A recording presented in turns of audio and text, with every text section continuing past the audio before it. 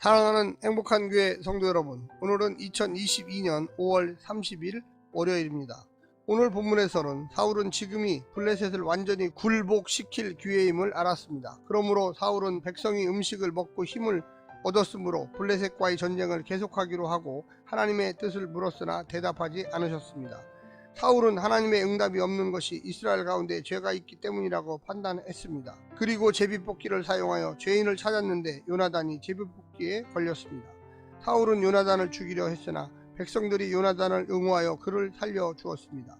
오늘 본문을 나누어 보겠습니다. 14장 36절부터 37절 전쟁의 중단, 38절부터 46절 전쟁 중단의 원인, 47절부터 52절 사울의 가족과 업적.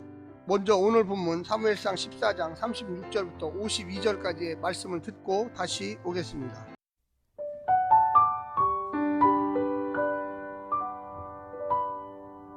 사울이 이르되 우리가 밤에 블레셋 사람들을 추격하여 동틀 때까지 그들 중에서 탈취하고 한 사람도 남기지 말자.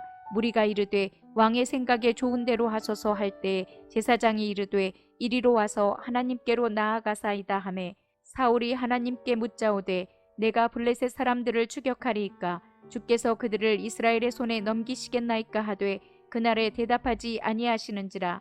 사울이 이르되 너희 군대의 지휘관들아 다 이리로 오라. 오늘 이 죄가 누구에게 있나 알아보자.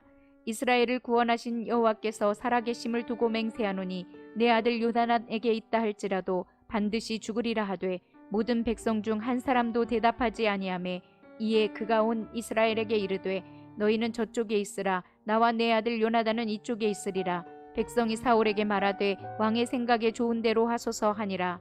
이에 사울이 이스라엘의 하나님 여호와께 아뢰되 원하건대 실상을 보이소서 하였더니 요나단과 사울이 뽑히고 백성은 면한지라. 사울이 이르되 나와 내 아들 요나단 사이에 뽑으라 하였더니 요나단이 뽑히니라. 사울이 요나단에게 이르되 내가 행한 것을 내게 말하라.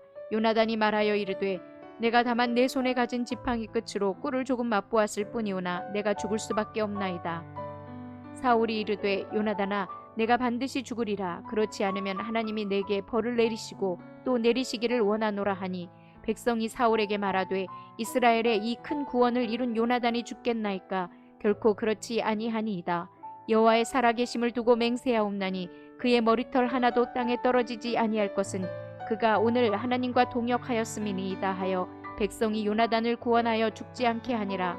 사울이 블레셋 사람들 추격하기를 그치고 올라가매 블레셋 사람들이 자기 곳으로 돌아가니라. 사울이 이스라엘 왕위에 오른 후에 사방에 있는 모든 대적 곧 모압과 암몬 자손과 에돔과 소바의 왕들과 블레셋 사람들을 쳤는데 향하는 곳마다 이겼고 용감하게 아말렉 사람들을 치고 이스라엘을 그 약탈하는 자들의 손에서 건졌더라. 사울의 아들은 요나단과 이스위와 말기수아요.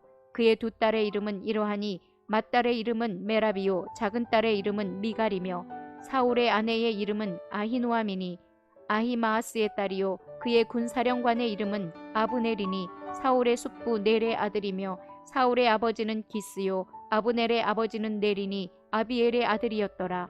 사울이 사는 동안에 블레셋 사람과 큰 싸움이 있었으므로 사울이 힘센 사람이나 용감한 사람을 보면 그들을 불러 모았더라.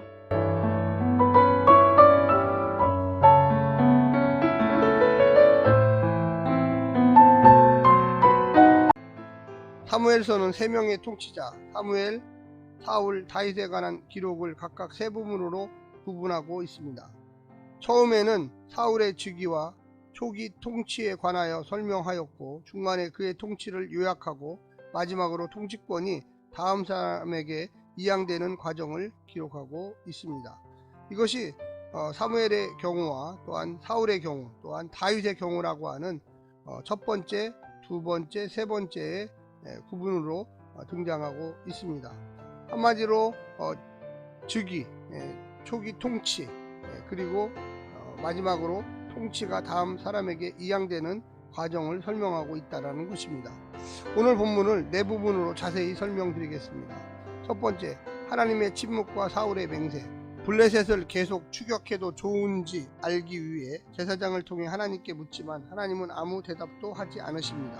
성경은 그 침묵의 원인이 무엇인지에 대해서 아무 말도 없습니다.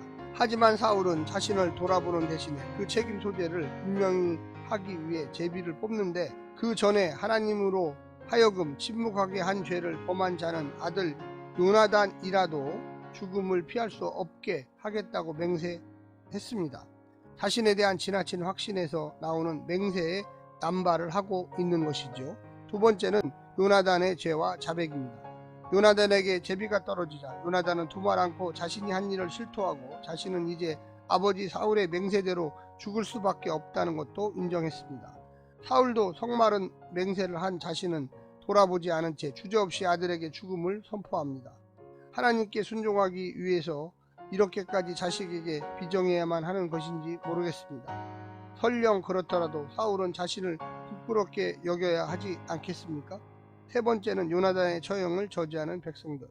맹세를 어긴 사람이 요나단으로 드러났지만 이스라엘 백성들은 목숨을 걸고 하나님과 함께 동역한 요나단을 죽일 수 없다면서 그를 죽이는 것을 막았습니다. 결국 사울이 블레셋을 추격하는 것을 중단하는 것을 볼 때 하나님의 침묵은 부지 중에 맹세를 어긴 요나단을 향한 것이 아니라 섣부른 맹세를 한 사울 자신을 향한 불쾌감의 표시인 듯 보였습니다. 기계적인 맹세 준수보다 더 중요한 것은 하나님께 순종하고 그분과 함께 일하는 태도입니다. 마지막 네 번째는 하나님의 전쟁과 사울의 준비입니다. 하나님께서는 이스라엘과 맺은 언약에 충실하여 백성들을 보호하시고 승리를 주십니다. 사울의 믿음 때문이 아니라 하나님의 은혜 때문에 누리는 승리였습니다.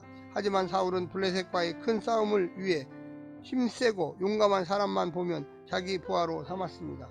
지도자로서 인재를 영입하는 것은 당연하지만 하나님보다 그들을 더 의지한다는 말 같아서 매우 불안한 모습으로 보여집니다. 사랑하는 성도 여러분, 우리가 하나님을 어떤 방식으로 의지해야 할까요? 진심으로 의지해야 합니다. 형식이나 어떤 논리에 따라서 하나님을 의지하는 것이 아니라 살아계신 하나님, 우리와 함께 해달라고 늘 기도하는 마음으로 삶의 태도가 분명해야만 하겠습니다.